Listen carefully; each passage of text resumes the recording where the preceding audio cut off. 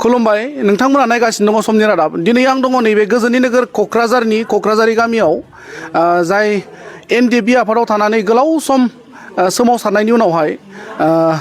9 बोसोरनिबो बांसिन जोबथेसालियाव जोबनानै दोनजानाय आवगाय आफादाव अमल मुसाहारि बिथाङा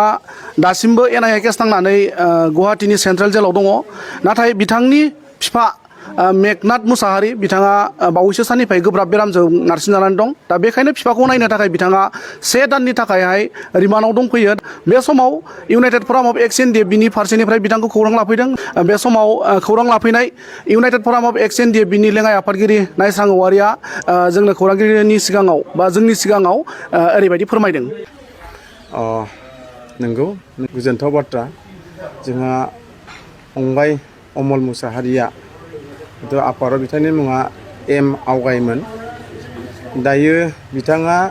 नियानि बा एनआइए केसआवहाय गुवाहाटीनि सेन्ट्रेल जेलावहाय 9 बोसोर बिथाङा दिनै सेन्ट्रेल जेलाव दङमोन खिन्थु खाफाल मोजां बेनो जों बुंनांगोन आवगायनि जोनोमगिरि बिफाया आरो बिमाया देहायारि जोबोद उसुबिदा जानायखाय मोनसे कर्टनिफ्राय आपिल खालामनाय नियायनि एडभकेटफोरजों रायलायनायनि गेजेरजों जोनोमगिरि बिफाखौ नायनो होननानै दिनै आपिल खालामनाय लोगो लोगो दिनैहाय कर्टनिफ्राय बिथांखौ 30 साननि थाखाय बा दान मोनसेनि थाखाय बिथांखौ दिनैहाय पेरड बेलावहाय हरथ'नाय जादों दा बेखिनि फैनाय रिपर्टखौ खोनानानै जों इउनाइटेड फराम एक्स एनडिएफबिनिफ्राय बेयाव बाहागो लाफैदों आरो लोगोसे बेवहाय भिक्टिमाइज फेमिलि दिनै बेयाव बाहागो लाफादों दा दिनै लोगो मोननानै जों जोबोर खुसि मोनदों खुसिया बेनो जाहैबाय जे अमल फंबाया एनडिएफबियाव थांनानै 9 बोसोर सेन्ट्रेल जेलाव थानानै जोनोमगिरि बिफाखौ थैनायनि सिगां दिनै बिथाङा दिनै लोगो मोनबाय आरो गावनि अनजालि बिसिखौ लोगो मोनबाय गावनि जोनोमगिरि बिमाखौ लोगो मोनबाय आरो गावनि बिदा बिबाजै फेमिलिखौ लोगो मोनबाय गावनि बाय जातिखौ लोगो मोनबाय बिनि थाखायनो हाइकर्टनि एडभकेटफोरखौ बा नियायनि एडभकेटफोरखौ जोङो दिनै बेखिनि खामानि मावनो हानायनि थाखाय जों इउनाइटेड फराम एक्स एनडिएफबिनिफ्राय जों रोजा रोजा धन्यबाद होदों आरो लोगोसे जोंनि क'क्राझार जिल्ला एसपि मानगोनां सारनिसिमबो इउनाइटेड फराम एक्स एनडिएफबिनिफ्राय जोंनि फंबाय सासे दावहारु गोबाव बोसोर दावहा नांनानै सेन्ट्रेल जेलाव थानांनाय फंबाय अमलनि थाखाय बिथाङाबो दिनै जेबाजे मोजां मोनसे रेसपन्स होनानै दिनै बिथांखौ दिनै मैया लायनानै दिनैहाय न'आव दोनफैनो हाबाय मैया सफैनो हाबाय बिनि थाखाय साराबो एसपि साराबो दिनै मोजाङैनो डिउटि खालामदों बिनि थाखाय जोंनि इउनाइटेड फराम एक्स एनडिएफबिनिफ्राय बा भिक्टिमाइज फेमिलिनिफ्राय सारनिसिम जों रोजा साबायखर बावदों दा बेनो जोनोमगिरि बिफाखौ लोगो मोनफैनानै जोनोमगिरि बिमाखौ लोगो मोननानै दिनै बिथाङा जोबोद खुसि मोनदों जोङो दिनै बिथांजों रायलायनो मोननानै गोजोननाय मोनदों आरो लोगोसे इउनाइटेड फराम एक्स एनडिएफबिया जे दिनैहाय गासैबो एनडिएफबिनि समयसा थांनाय 2020 27 जानुवारि जुदि बिटारि कर्ट जालांखांनायनि माखासे समयसा क्लजेसफोरखौ लानानै दिनै इउनाइटेड फराम एक्स एनडिएफबिया दानि आसामनि चिफ मिनिस्टार मानगोनां डक्टर हेमन्त बिश्व शर्मा सारजों आरो मानगोनां स्पिकार बुंथिगिरि आसाम आयेन आफादनि सार बिश्वजित दैमारि सारजों इउनाइटेड फराम एक्स एनडिएफबिया क्ल'सआव थानानै जोंनि जेसेबांनाखि मोनफुंनांगौ मावफुंनांगौ गोबाव बोसोर जुदि खस्थ' जानांनाय फाउन्डार मानगोनां रन्जन दैमारिनिफ्राय लानानै सिबिआइनि केस जानाय 6 जन आरो नियानि 56 सा केडार्सफोरखौ जेरैखि जायाब्लाबो इउनाइटेड फराम एक्स एनडिएफबिया बे बोसोरनि गेजेरावनो जोङो जेरैखि जाया बख'नो थाखाय जोङो दिनै आवगायबाय थादों नाजाबाय थादों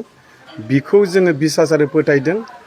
जोङो मोगथां महराव मोननो हागोन बे बुस्थुआ जोङो मोनसे बिसास थाबाय बेनिखायनो दिनैहाय जाय सरकारा इउनाइटेड फराम एक्स एनडिएफबिनि लुबैनाय बायदि जुदि जायोब्ला बा भिक्टिमाइज फेमिलिफ्रा जाय सरकारा सेन्ट्रेल जेलाव थानाय नियानि जितु केसआव नांनाय आरो सिबिआइनि केसआव नांनाय आउट अफ स्टेटआव थानाय माखासे जेलाव थानाय बिथांमोनखौ लाबोनांगौनि थाखाय आउट अफ स्टेटआव थानाय माखासे केसफोरखौ आसामाव लाबोनानै फोजोबनांगौनि थाखाय रिहेबिलिटेसन आरो एक्सरेजिया आरो साख्रि बाख्रिखौ लानानै गासैबो बिथिंखौ दिनै लानानै जों इउनाइटेड फराम एक्स एनडिएफबिया दिनै जों सावरायबाय थादों बे सावरायनाया खोब मोजां जादों थिग बेबादिनो दिनैहाय नैबे फंबाय अमल मुसाहारिखौ नायफैनायनि गेजेरजों दिनै नोंथांमोननि बे चेनेलनि गेजेरजों आं बेखौनो बुंनो नागिरदों जे इउनाइटेड फराम एक्सएन बे थांनाय 21 तारिख सेप्तेम्बराव जों जिबाजि मोनसे पजिटिभ रिजाल्ट जों मोननो हादों बे पजिटिभ रिजाल्टआ 21 तारिखनिफ्राय जिखि सावरायनानै 23 तारिखआव जोङो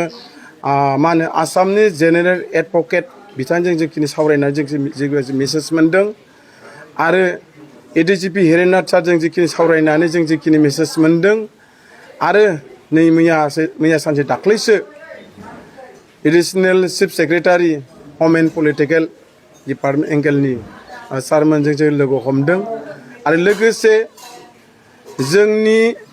सेन्ट्रेल जेलाव थानायनि केसखौ थाबैनो फोजोबनो थाखाय पिपिखौ साननै सानथामनि गेजेराव होनानै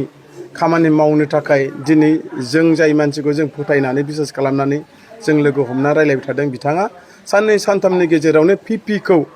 दिनै होनानै खामानिखौ थाबैनो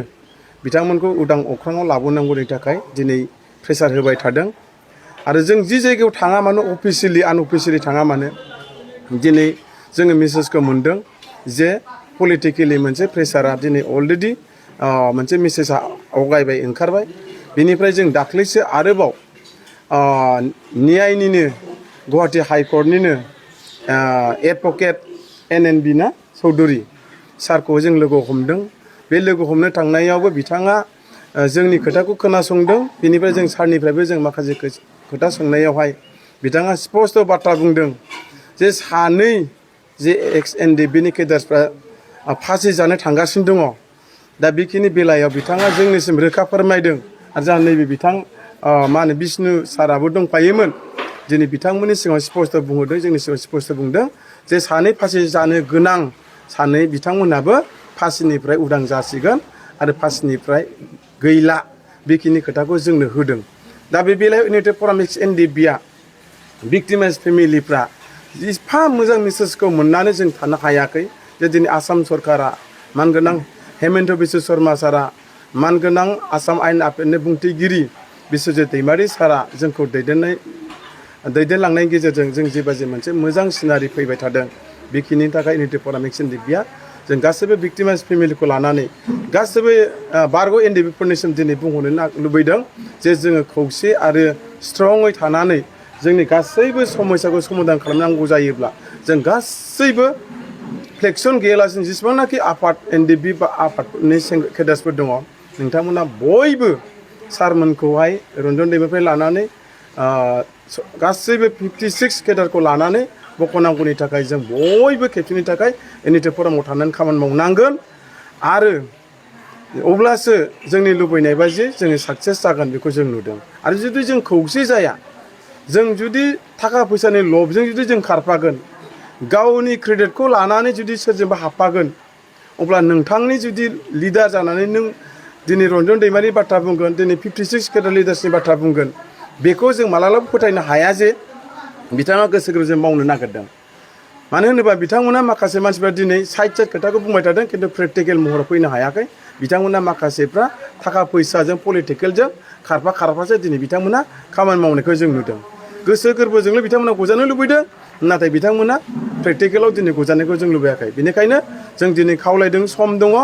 गासैबो लिडार आरो केडार्सनिफ्राय लानानै इउनाइटेड फराम XNDBजों खेबसे सावरायनांगौ आरो जों सावरायजानायखौ लुबैदों लास्टनिफ्राय फार्स्टसिम जिखिनि समस्या बेखौ जाहाथे सावरायनायनि गेजेरजों माबा मोनसे जुदि मोजां डिसिसननि गेजेरजों जुदि जों इउनाइट जानानै जुदि खामानि मावनो हायोब्ला 2025नि सिगांनो जोङो जोंनि समस्याखौ जों मावना लानो हागोन जों बेखिनिखौ नुदों दा बेखिनिखौ आं नोंथांमोननि बे चेनेलनि गेजेरजों अमल फंबायखौ नायफैनायनि गेजेरजों आं बेखिनि मेसेजखौ होनाय जाबाय।